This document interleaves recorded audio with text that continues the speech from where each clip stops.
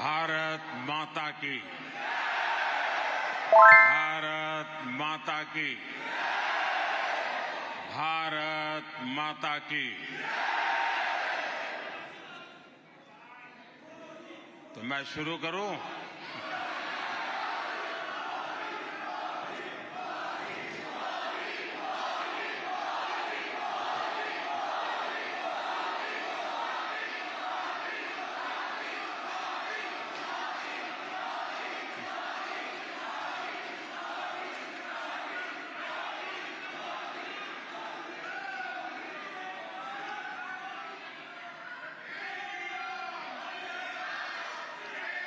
His Excellency,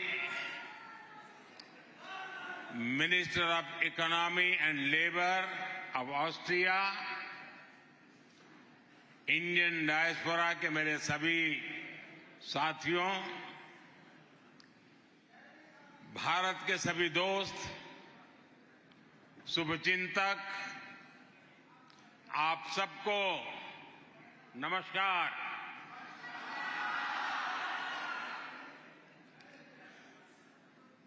गुटिन टाग।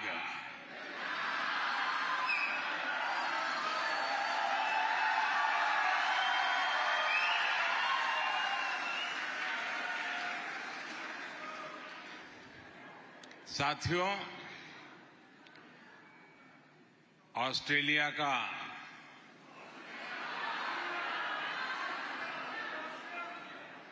Austria का ये मेरा पहला दौरा है।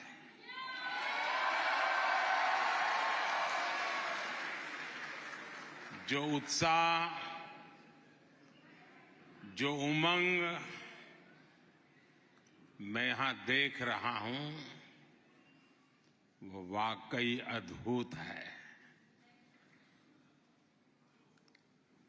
41 वर्षों के बाद भारत के किसी प्रधानमंत्री का यहां आना हुआ है।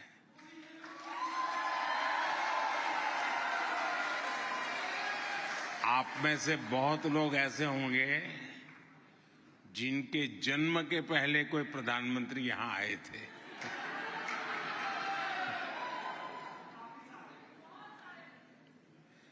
आपको क्या लगता है, इंतजार कुछ ज्यादा ही लंबा हो गया है ना?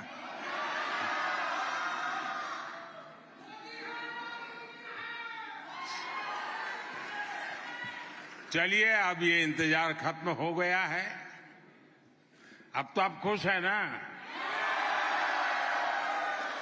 मुझे बताने के लिए कह रहे हैं कि रियल में खुश है? सच्चा?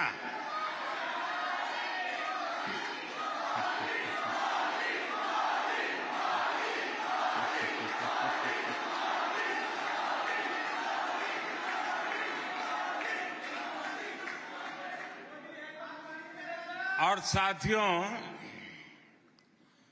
ये इंतजार खत्म भी एक ऐतिहासिक अवसर पर हुआ है। आप में से बहुत लोगों को शायद पता नहीं होगा, भारत और ऑस्ट्रिया अपनी दोस्ती के 75 वर्ष सेलिब्रेट कर रहा है।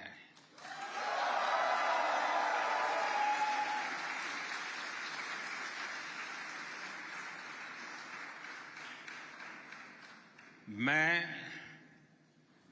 चांसलर कार्ल नेहमर को इस शानदार स्वागत के लिए बहुत बहुत धन्यवाद देता हूं।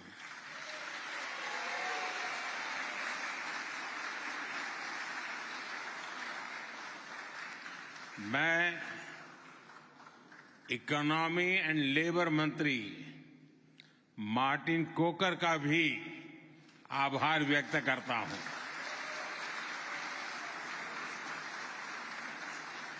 आपका यहां आना ये दिखाता है कि ऑस्ट्रिया के लिए यहां बसे भारतीय कितने खास हैं।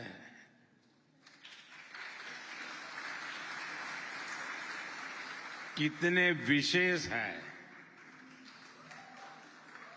फ्रेंड्स, भौगोलिक दृष्टि से तो भारत और ऑस्ट्रिया दो अलग अलग छोर पर है,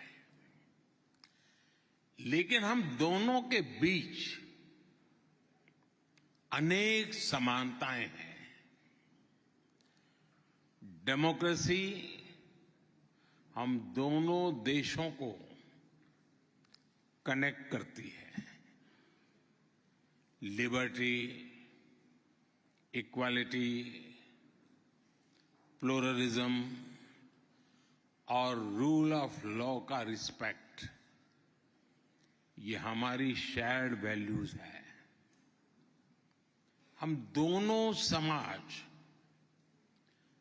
मल्टीकल्चरल और मल्टीलिंगुअल है। दोनों देश, हमारे समाज में हम दोनों देशों की आदत है डायवर्सिटी को सेलिब्रेट करना, और हमारी इन वैल्यूज को रिफ्लेक्ट करने वाला एक बड़ा माध्यम चुनाव है। ऑस्ट्रिया में कुछ महीनों के बाद चुनाव होने वाला है, जबकि भारत में हमने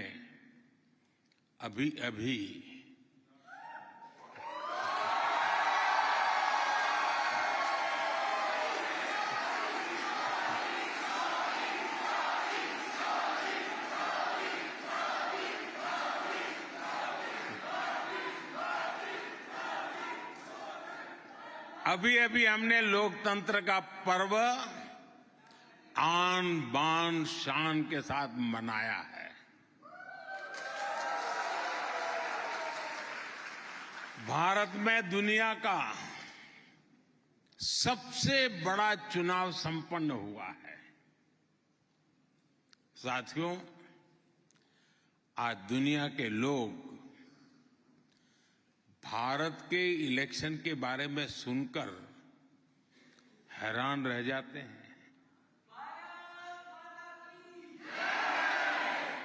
जो चुनाव कुछ सप्ताह पहले ही खत्म हुआ है, उसमें 650 मिलियन से ज्यादा लोगों ने वोट डाले हैं।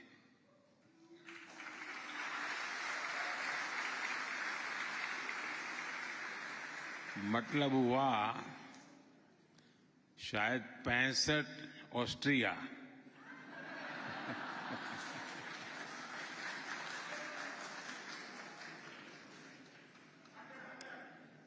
और सोचिए, इतना बड़ा चुनाव होता है, लेकिन कुछ ही घंटों में चुनाव के नतीजे क्लियर हो जाते हैं।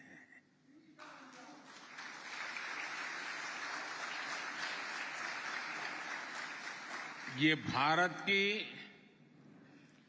इलेक्टोरल मशीनरी और हमारे डेमोक्रेसी की ताकत है।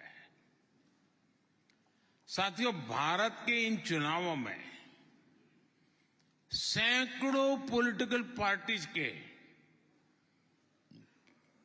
8,000 से ज्यादा उम्मीदवारों ने हिस्सा लिया। इस लेवल का कॉन्टेस्ट, इतना डाइवर्स कॉन्टेस्ट, तब जाकर के देश में जनता ने अपना मैंडेट दिया है। और देश ने मैंडेट क्या दिया?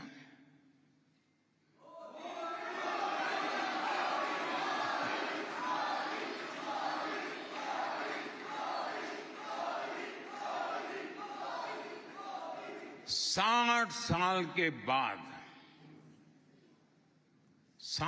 के बाद एक सरकार को लगातार तीसरी बार सेवा करने का अवसर भारत में मिला है।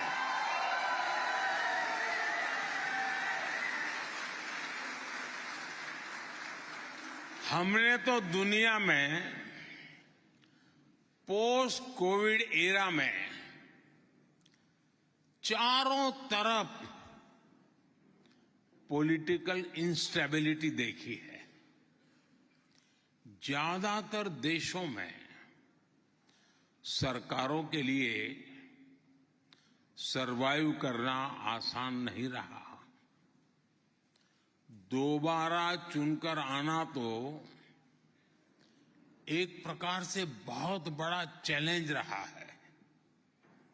ऐसी स्थिति में भारत की जनता ने मुझ पर, मेरी पार्टी पर, एनडीए पर भरोसा किया।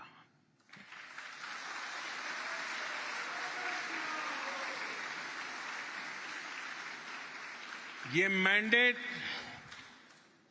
इस बात का भी प्रमाण है कि भारत स्टेबिलिटी चाहता है, भारत कंटिन्यूटी चाहता है। ये कंटिन्यूटी बीते 10 साल की पॉलिसी और प्रोग्राम्स की है। ये कंटिन्यूटी गुड गवर्नेंस की है। ये कंटिन्यूटी बड़े संकल्पों के लिए समर्पित होकर के काम करने की है। फ्रेंड्स, मेरा हमेशा ये मत रहा है कि दो देशों के बीच के रिश्ते सिर्फ सरकारों से नहीं बनते। रिश्तों को मजबूती देने में जन भागीदारी बहुत जरूरी है। इसलिए मैं आप सभी के रोल को इन रिश्तों के लिए बहुत अहम मानता हूं।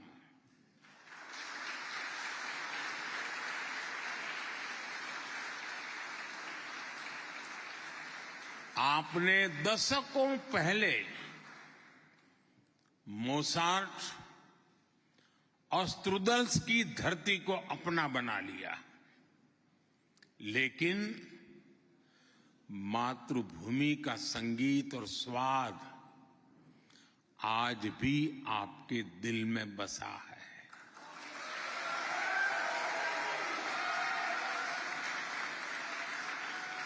आपने वियना की सड़कों में ग्रात्स, लिंस, इंसब्रुक, साल्जबर्ग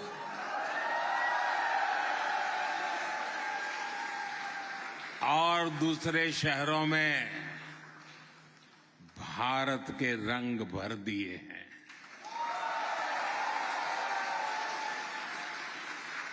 आप दिवाली हो या क्रिसमस एक जैसे उत्साह से मनाते हैं। आप तोरते और लड्डू दोनों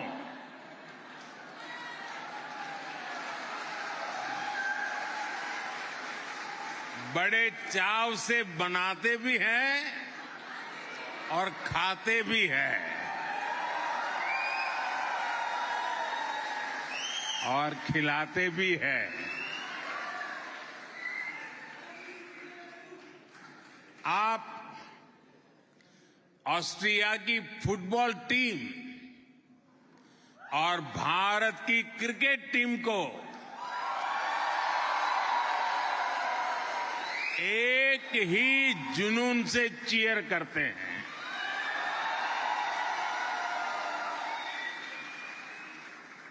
आप यहां की कॉफी को एंजॉय करते हैं, साथ ही भारत के अपने शहर वाली चाय की दुकान को भी याद करते हैं।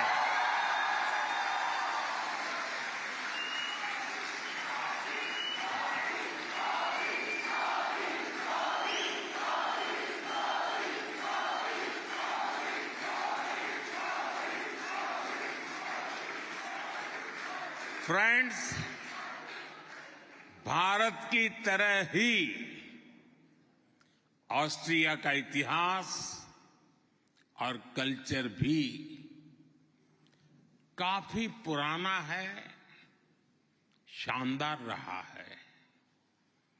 एक दूसरे के साथ हमारे संपर्क भी ऐतिहासिक रहे हैं और इसका फायदा दोनों देशों को हुआ है। ये फायदा कल्चर में भी हुआ है और कॉमर्स में भी हुआ है। करीब 200 साल पहले ही वियना की यूनिवर्सिटी में संस्कृत की पढ़ाई शुरू हो गई थी।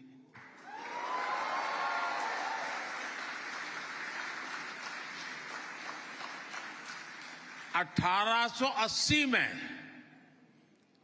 1880 में इंडोलॉजी के लिए एक इंडिपेंडेंट चेयर की स्थापना से इसे और ऊंचाई मिली। आज मुझे यहां कुछ जाने माने इंडोलॉजिस्ट से मिलने का अवसर भी मिला। उनकी बातों से साफ झलक रहा था कि भारत को लेकर उनकी रुचि बहुत ज्यादा है। भारत के अनेक महान लोगों ने भी ऑस्ट्रिया से बहुत प्यार पाया है। वियना ने रविंद्रनाथ टैगोर और नेताजी सुभाष जैसे हमारे अनेक महान व्यक्तित्वों की मेजबानी की है और गांधी जी की शिष्या मीराबेन का अंतिम समय वियना में ही बीता है।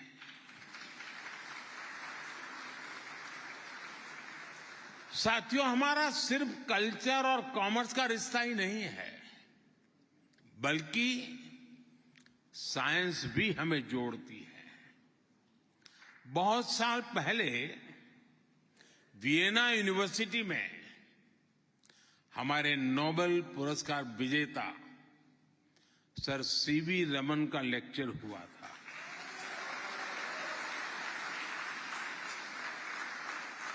आज मुझे नोबेल पुरस्कार विजेता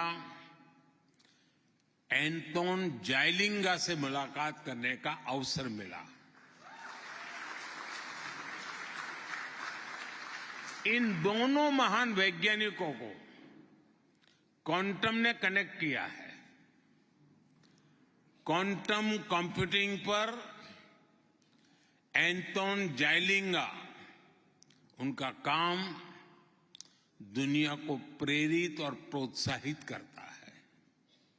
फ्रेंड्स, आज भारत के बारे में पूरी दुनिया में बहुत चर्चा हो रही है।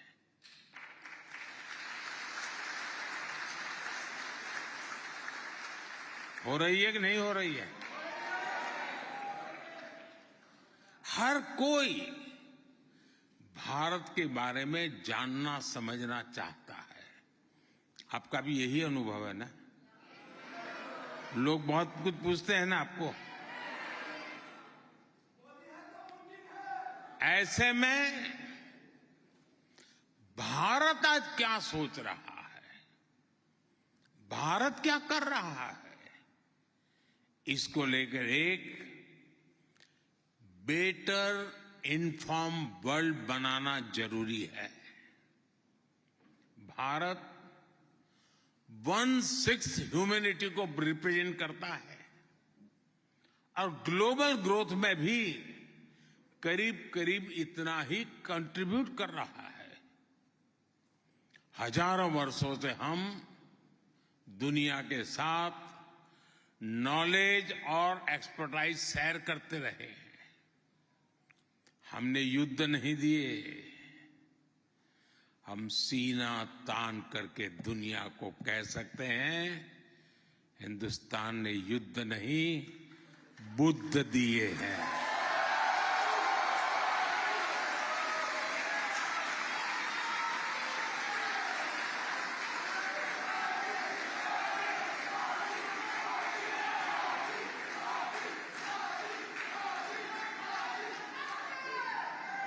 जब मैं बुद्ध की बात करता हूं तो इसका मतलब है कि भारत ने हमेशा पीस और प्रॉस्पेरिटी ही दी है। इसलिए 21वीं सदी की दुनिया में भी भारत अपनी इस भूमिका को सशक्त करने वाला है। आज जब दुनिया भारत को विश्व बंधु के रूप में देखती है तो ये हमारे लिए गर्व की बात है।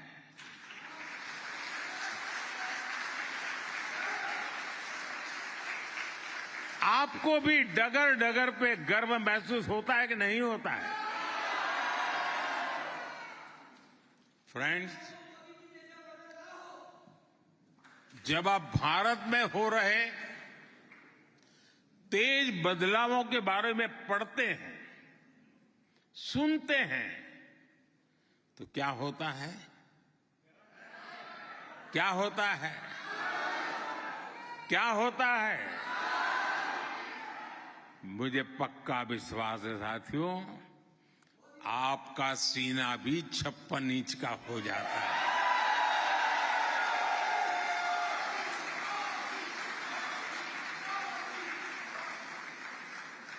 भारत आज 5th लार्जेस्ट इकोनॉमी है। 2014 में जब मैं आया इस सेवा के कार्य में, तब हम 10 नंबर पे थे। 10 नंबर ही नहीं कह रहा हूं, आज हम 5 नंबर पर पहुंच गए हैं।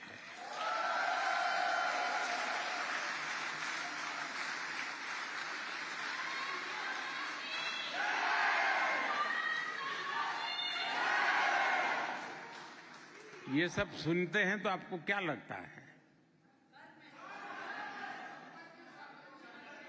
गर्व होता है कि नहीं होता है दोस्तों? आज भारत 8% के रेट से ग्रो कर रहा है। इस स्पीड के साथ क्या होगा मैं बताऊं? बताऊं?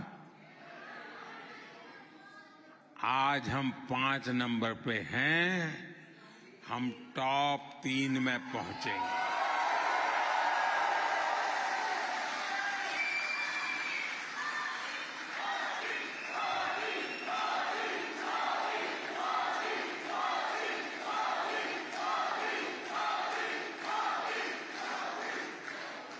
और साथियों, मैंने देशवासियों को कहा था कि मेरे तीसरे टर्म में मैं देश को दुनिया की टॉप 3 इकोनॉमी में लेके जाऊंगा।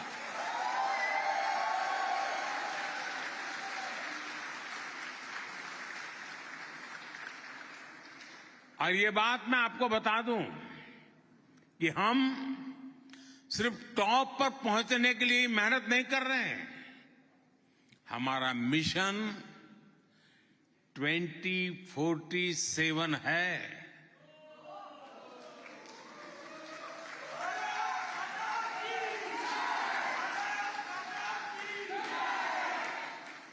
नाइनटीन 47 में देश आजाद हुआ, 2047 में देश शताब्दी मनाएगा।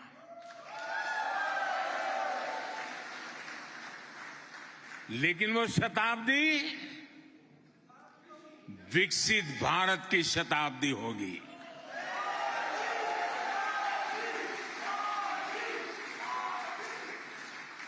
भारत हर प्रकार से विकसित होगा।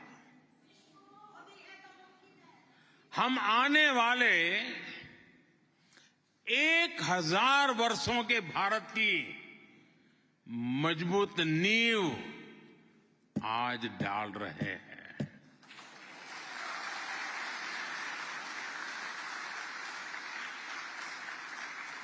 फ्रेंड्स, भारत आज एजुकेशन, स्किल, रिसर्च और इनोवेशन में अभूतपूर्व स्केल पर काम कर रहा है। 10 सालों में, यह आंकड़ा याद रखना जरा, 10 सालों में हर दिन, एवरी डे, 2 नए कॉलेज भारत में खुले हैं।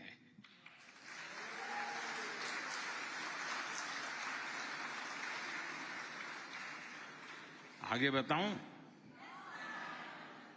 हर हफ्ते एक नई यूनिवर्सिटी खुली है।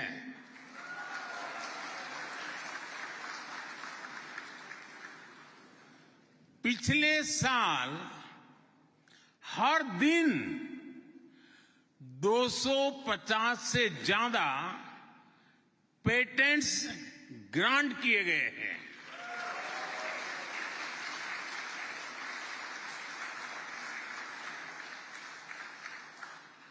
भारत आज दुनिया का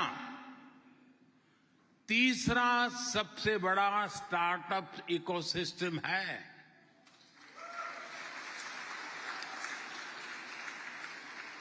आज दुनिया का हर 10वां यूनिकॉर्न भारत में है।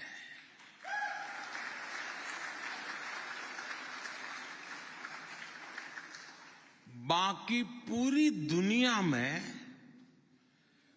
जितना रियल टाइम डिजिटल ट्रांजैक्शन आज होता है, उतना अकेला भारत में होता है।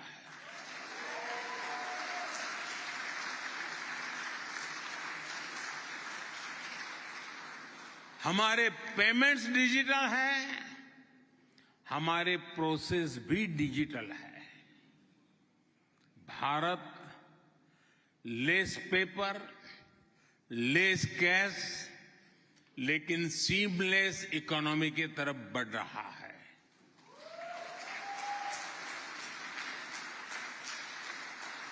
फ्रेंड्स, आज भारत बेस्ट, ब्राइटेस्ट, बिगेस्ट और हाईएस्ट माइलस्टोन के लिए काम कर रहा है।